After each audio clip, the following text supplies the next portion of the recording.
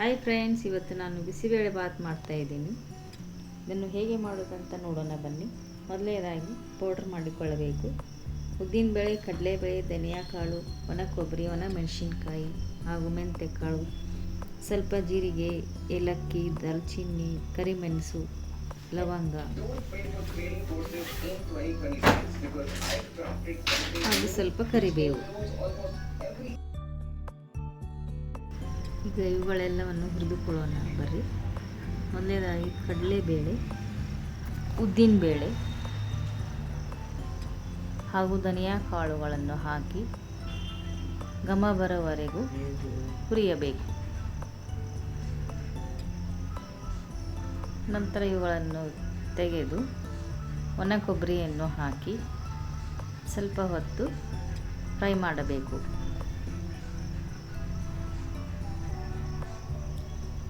ಆಮೇಲೆ ಜೀರಿಗೆ, ಲವಂಗ, ಏಲಕ್ಕಿ ಇವುಗಳನ್ನು ಫ್ರೈ ಮಾಡಬೇಕು.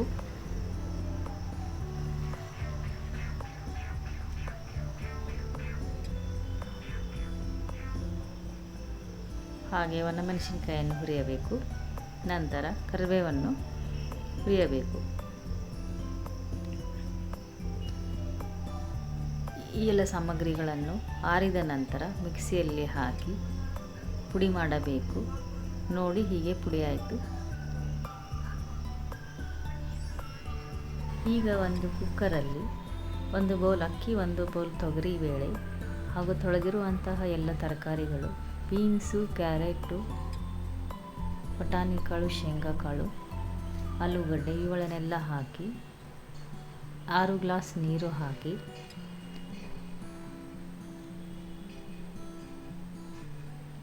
ಸ್ವಲ್ಪ ಉಪ್ಪು ಹಾಕಿ ಬೇಯಿಸಿಟ್ಟುಕೊಳ್ಳಬೇಕು.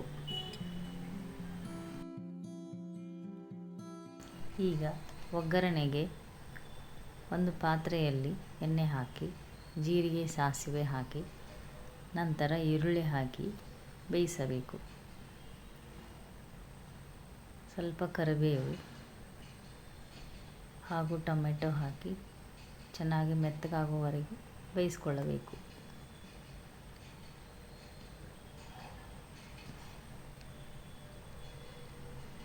ಆಮೇಲೆ ಹುಣಸೆ ರಸವನ್ನು ಹಾಕಬೇಕು.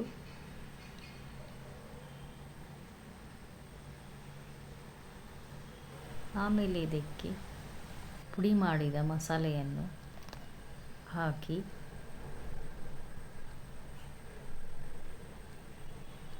ಚೆನ್ನಾಗಿ ಮಿಕ್ಸ್ ಮಾಡಬೇಕು.